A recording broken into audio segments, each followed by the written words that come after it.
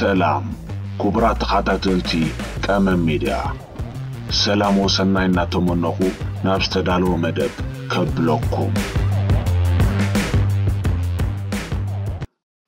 إيران كاب 678 قبل لدته كريستوس كساب 1979 دحر لدته كريستوس هاتياوت سرعتها نيرا سمت هاتياو سرعت شاه يبهال نيرو إذا هاتياو سرعت بمحمد رازا باهالافي ناتمرحه اب 1979 بآيات الله روح الله كوماني بستمرحه اسلاماوي ثورة وي ثوراوي إيران تباهيل بزفلت وديو سرعت برشيا نقلتش 1657 عامتاتيو بهاتينت كيتدفره تغعيزو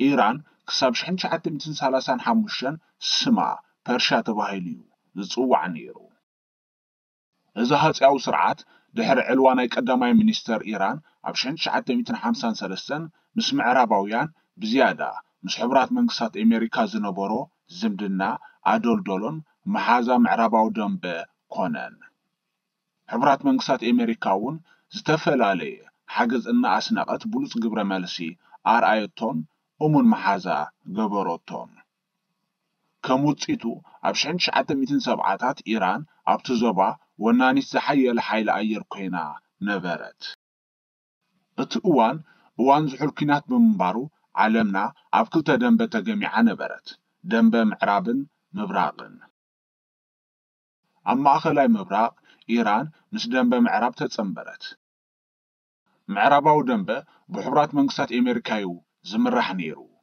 مبراقاو دنبا بحبرات سوفيت ويبنا حجي روسيا كنبلا نخليو زمرح نيرو اتدحر مفراش حبرات سوفيت فرسة مبراقاو دنبا منالبات عبز جزية ببريكس زتكا زلو يمثل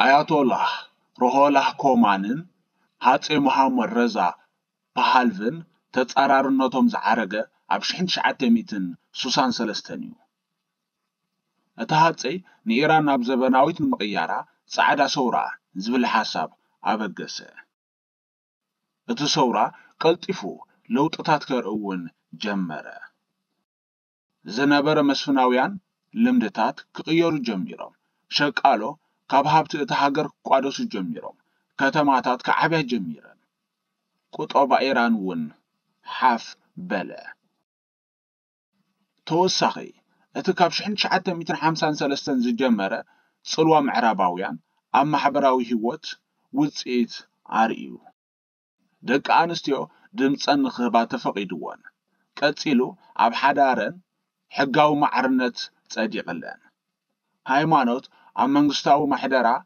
زنبورو صلوا قنيسو نزي آيات الله روح الله كوماني كقبلو أي كعلم تقاومون آيات الله روح الله كوماني دحري مرحة هايمانوت إيران آيات الله سيد حسين بوروجردي اب 30 مقابيت 1993 مماتو اب هايمانوت مسلم الناشعة اب تهاجر اتتصلاوي سبي نيرو صلوه بتزنبورو ترير مرقتي اب هايمانوتو كاب 1950 جميرو آيات الله روح الله كوماني اب 1964 كاب هاجرو ناب ترك تسدده اب 1965 ناب عراق تسديدو قطر سدتو وسخلو دحر 10 عامات اب 1978 مليسو بتسقط صدام حسين ناب فرنسا ارحيقو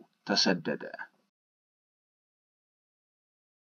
أمونغو هاتي باهالفن كومانن زنبر سنة حساباو مفتات اب 1977 ناب غونت كعبي جمره غونت أمونغو كومونيزمن سوشاليزمن اسلاميزمن زبل حسابات اب 16 طري 1979 باهالفي اتزنبر عقرقر كاب قطصر وصاب بمحانو ناب قبصي هادمه كاب قبصي بموكسيكون بهاماسن غيرو ناب محازو حبرات منقسات أمريكا اب 22 تقمتي 1979 أتوه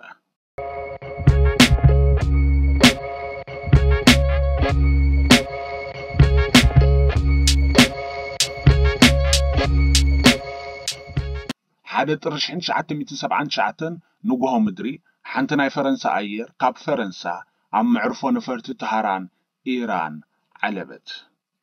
እዚ ኣየር ነቲ 14 ዓመታት ኣብ ስደት ኮይኑ ነዚ ሰውራ ዝመርሕ ዝነበረ ኣያቶላህ ሩሆላህ ኮማኒ ኣሳፊራቶ ዝነበረት እያ። ናይቲ ኣብ ዓዱ ኮይኑ ክገብሮ ዘይከኣለ ቃልሲ እሞ ኣብ ስደት ኮይኑ ናይ ዝፈጸሞ ምህርቲ ክሓፍስ ቀንዲ ናብ ኢራን መምለሲኡ ነቲ ንልዕሊ 2500 ዓመት ዝጸንሐ ሃፀይነት ሻህ ብምውዳቑ ንሃገሩ ናብ እስላማዊት ሃገር ንምቕያር እዩ። በቲ ኣብ 1978 ዝነበረ ዕግርግር ውዒሉ ሓዲሩ ሃፀይነት ዓዲ ከም ዝወድቕ ዝተረድአ ኮማኒ ቅዋም ከዳልዩ ጀሚሩ ንምርቃሐ ስልጣንን ንሕጊ ሕቡራት ሃገራትን ዘካተተ ቅዋም። እዚ ማለት እዛ ዘላ ዘበናዊት ኢራን ኣብ ርእሲ ኣያቶላህ ሩሆላህ ኮማኒ ዝተነድፈት እያ።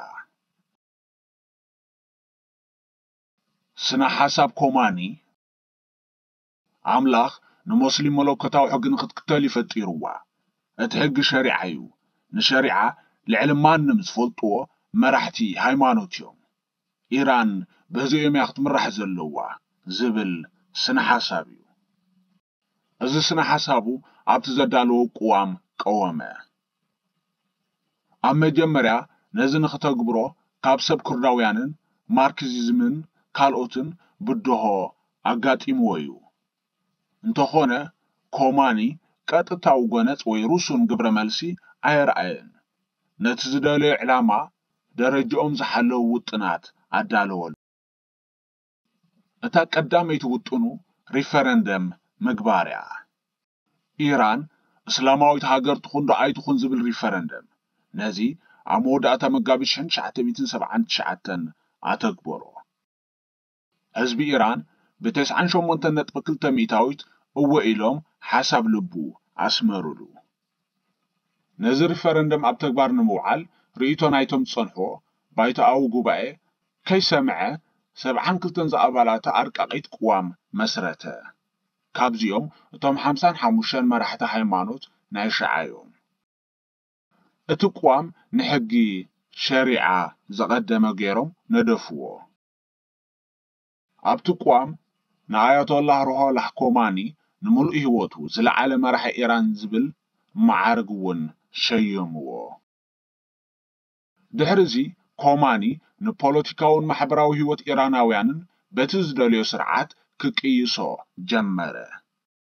ማሕበራዊ ህይወት ኢራናውያን ኣካዳድንኦም ሙዚቆምን ናብ ገስጋሲ ሓሳብ ናብ ሊበራሊዝም ጽርዩ ጸኒሕዎ። ስለዚ ነዚ ንምቁፅጻር ባህላዊ ሰውራ ተፈጻሚ ገበረ። ዴሞክራሲያዊ ኣተሓሳስባ ዝነበረን ውድባትን ጋዜጣታትን ኣገደን። ዩኒቨርሲቲ ን2 ዓመት ዓጸዎ። ኣብዚ ግዜ ገስጋሲ ኣተሓሳስባ ኣጥፊኡ እስላማዊ ኣተሓሳስባ ኣብ ምስራጽ ተጸምደ። ክሳብ 20,000 መምሃራን ብምዕራባውያን ጽልዋት እዮም ዝተባህሉ ካብ ስራሕ ተባረሩ። ኣይጸንሑን ማርክሲዛውያንን ሊበራላውያንን ኣይተሓጎሱን ክቃወሙ ጀሚሮም። ኮማኒ ነዚ ተቃውሞ ደው ንምባል ነቲ ዝጸንሖ ወተሃደራዊ ሓይሊ ኢራን ሓላፍነት ክህቦ ኣይመረጸን። ምክንያቱ ኣብ 1953 ዝነበረ ዕልዋ እዚ ሓይሊ እዚ ኣብ ጎኒ ናይ ሊበራላውያን ወይ ምዕራባውያን ብምንባሩ።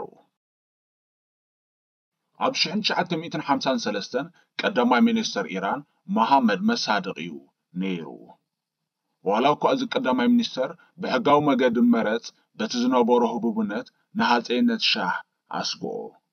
ምክንያቱ ዝያዶ ብህዝቢ ተሰማዕ ክኸውን እዩ ጀሚሩ። ነዚ ስግኣት ዝተረድአ ሕቡራት መንግስታት ኣሜሪካን ዓባይ ብሪጣንያን ብመገዲ ሓይልታት ኢራን ገይረን ኣብ ልዕሊኡ ዕልዋ ገበራ። ድሕሪዚ እዩ ሃፀይነት ሻህ ዝምድኖ ምስ ምዕራባውያን ዘደልደለ። ነዚ ስለ ዝተረድአ እዩ ኮማኒ ንሓይልታት ኢራን ዘይኣመኖም። ስለዚ ኣብ 1982 ብኡ ዝምራሕ እስላማዊ ምልሻ ፈጠረ። እዞም ማልሻ እዚኦም ካብ ንልዑል መራሒኦም ኮማን ወፃኢ ዝእዘዝዎ የብሎምን። ናይታ ሃገር ሓይልታት ኣቦት እዩ ነይሩ። ኮማኒ በዚ ከይተዓግተ ኣብ 1985 ብኡ ዝእዘዙ ሓይሊ ባሕርን ሓይሊ ኣየርን ፈጠረ። ፍሉይ ሓይሊ ናይ ምስልምና ፖሊስ እውን ፈጠረ። ንሕጊ ምስልምና ንክትግበር ዘገድዱ ፖሊስ፣ ደቂ ኣንስትዮ ገፀን ክሽፈናን ደቂ ተባዕትዮ ጭሕሞም ንከንውሑን ዝእዝዙ ፖሊስ።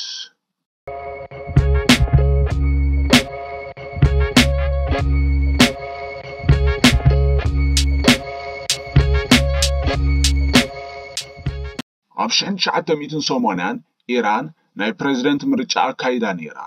እንተኾነ እቲ ፕሬዝደንት ነቲ ዝነበረ ባይቶታ ሃገር ናይ ምቁፅፃር ዓቕሚ ኣይነበሮን። እቶም ዝበዝሑ ሓገግቲ ኣካል እሙናት ናይ ኮማኒ እዮም ነይሮም። እዚ ፕሬዝደንት 3 ሰባት ከም ቀዳማይ ሚኒስተር ኮይኖም ንከገልግልዎ ናብቲ ባይቶ ኣቕሪብዎም ተነፂጎሞ። በዚ ምስ ኮማኒ ክቃዶ ብዘይምኽኣሉ ንፈረንሳ ሃደመ። ሰዓብቲ ናይቲ ፕሬዝደንት ተኣስሩን ተሰደዱን። ክሳብ 20,000 ፖለቲከኛታት እስራት ከም ዝተቐትሉ ዝሕብር ጸብጻብ ኣሎ። ድሕሪ ክንደይ ሓጎፅቆፅ ኣብ ሳልሳይ ፕሬዝደንታዊ ምርጫ ኣያቶላህ ሮላህ ኮማኒ ኣብ ርእሲ ዝነበሮ ናይ ልዑል መራሒ ሓላፍነት ከም ፕሬዝደንት ተመርፀ። ድሕሪዚ ዝተረፈ ነበረን ኩሉ ኣብ ኢዱ። ዋላ እኳ 290 ኣባላት ኣባይቶ እቲ ሃገር ብህዝቢ ትመረፅ ንዝኾነ ዝውስንዎ ውሳኔ ግን በቶም 12 ካውንስል ኦፍ ጋርዲያንስ ዝበሃሉ ተቐባልነት ክረክብ ኣለዎ። እዞም ካውንስል ኦፍ ጋርዲያንስ ዝያዳ ኣብ ሕጊ ሻሪዓዮም ዘተኩሩ፣ ብዘይብኡ ሓደ ኣብ ምርጫ እቲ ሃገር ክሳተፍ ዝደልየ በዞም 12 ተቐባልነት ክረክብ ኣለዎ። እቶም 6 ካውንስል ኦፍ ጋርዲያንስ ብቀጥታ ብልዑል መራሒኦም ኮማኒ ይምረፁ። እቶም ዝተረፉ 6 ብሓገግቲ ኣካል እቲ ሃገር ይምረፁ። ኣያቶላህ ሮላህ ኮማኒ ክሳብ ዕለተ ሞቱ 1989 ነዛ ዘላ ዘመናዊት ኢራን ፈጠራ። ብድሕሪ ሞቱ እውን ኢራን ብልዑል መራሒ ሃይማኖት እያ እትቕለስ። ኣገባቡን ስርዓቱን ኣይተቐየረን። ዋላ እኳ ኢራን ብስማውያን ዝኾኑ ሓገግቲ ኣካል ባይቶ፣ ፕሬዝደንት ወዘተ ኣብ ስእሊ ምምቃል ናይ ሓይሊ ወይ ሓላፍነት ዘለዋ ትምሰል፣ ኣብ ባይታ ግን በንጻሩ እያ። ብተልእኾ ካውንስል ኦፍ ጋርዲያንስ ኩሉ ኣብ ትሕቲ ቁፅፅር ልዑል መራሒ ሃይማኖት ሙስሊም ሸዓዩ። ስለዚያ እስላማዊት ሃገር ትበሃል።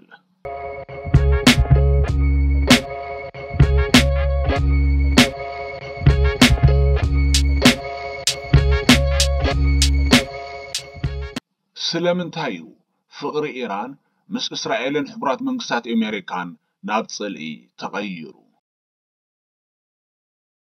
እቲ ዝበለጸ ዘበነ ፍቕረን ካብ 1953 ክሳብ 1979 እዩ ነይሩ። እቲ ምኽንያት ብሰንኪ ትዕልዋ ናይ 1953 ሰለስተ ዓበይቲ ነጥብታት ንሕቡራት መንግስታት ኣሜሪካን ኢራንን ሓውን ሓሰርን ዝገበረን ፍጻሜታትን ሓሳባትን። ቁጽሪ 1 እቲ የማናዊ ክንፊ ስነ ሓሳብ ኣያቶላህ ሮላህ ኮማኒ እዩ። ኮማኒ ነቲ ንሃይማኖት ምስልምና ዝዕብልሎ ዝነበረ ምዕራባዊ ባህልን ኣተሓሳስባን ኣይደገፎን። ኣንጻሩ ሰውራ ገይሩ ተዓዊቱ ንኹሉ ማሕበራዊ ዝምድናታት ምስ ሕቡራት መንግስታት ኣሜሪካ ወይ ምዕራባውያን ሓኸኾ። ቁጽሪ 2 ኣብ 4 ሕዳር 1979 በቲ ነቲ እስላማዊ ሰውራ ደገፍቲ ዝኾኑ ዕጡቋት ተምሃሮ ዩኒቨርሲቲ ኢራናውያን ናብ ናይ ሕቡራት መንግስታት ኣሜሪካ ኤምባሲ ኣትዮም ን52 ዲፕሎማሰኛታትን ዜጋታትን ሕቡራት መንግስታት ኣሜሪካ 444 معالتي جوهو حزوهم دبلوماساዊ ርክበን ካብታ ዕለት እቲኣ ተበትከ ሕቡራት መንግስታት ኣሜሪካ ሓደ ኢላ እውን እገዳ ጀመረት ቁጽሪ 3 ኢራን 180 ዲግሪ ተጠውያ ምስ ምብራቃዊ ደንበ ተመሓዘወት ኣብ ኒክሌራዊ ጸዓት ሩስያን ቻይናን ከተሓባበረኣ ጀመራ ድሕሪዚ ኢራን ምስ ሕቡራት መንግስታት ኣሜሪካ ኣብ ፖለቲካዊ ማሕበራውን ቁጠባውን ዝነበረን ርክብ ተቕሊሉ ተደምሰሰ ርክብ ኢራንን እስራኤልን እውን ብግዴታ ሓርፈፈ ትርጉም እስራኤል ኣብቲ ዞባ ንኢራን ዝጠፍ ኣይኮነትን ኢራን ኣብቲ ዞባ ጽልዋ ክትዕቢ እንተኾይና ከምቲ ኣብ ውሽጣ ንጽልዋ ሕቡራት መንግስታት ኣሜሪካ ዝወሓጠቶ ኣብቲ ዞባ እውን ክትውሕጦ እዩ ዘለዋ እዚ ንክኸውን እታ ብኩሉ መዳይ ክትጻብኣ ትኽእል ሃገር እስራኤል እያ ሓሳብ ልባን ምስማር ንሕዝብላህን ሓማስን ፈጢራ ንዝጸንሐ ጽልእተን ሃገራት መሊሳ ላምባነስ ነሰትሉ ክንዮዚ ኣብቲ ዞባ ጽልዋኣ ንምዕባይ ንሕቲ ፈጠረቶ ኣብ ባሕሬን ዝፈተነቶ ናይ መንግስቲ ምቕያር መስርሕ ኣይተሳኽዐላን ኣብ ኢራንን ሶርያን እውን ብሕጂ ክግብሉ ዝኽእሉ ጥርኑፋት ኣለውዋ ኣተሓሳስባ ናይዞም ኩሎም ጉጅለታት ልክዕ ከምትናታ ኣብ ቲኦሎጂ ወይ ሃይማኖታዊ ኣተሓሳስባ ዝተመርኮሰ እዩ ሰላም ክቡራት ተኸታተልቲ ቀመም ሚድያ ናይ ሎሚ ጻንሖትና ኣብዚ ተዛዚሙሎ ክሳብ ኣብ ዝመጽእ መደብና ንራኸብ ሰላም ወሰናይ እናተመነኹ ፋኖኩም ሓውኩም ኣብርሃለይ ሓጎስ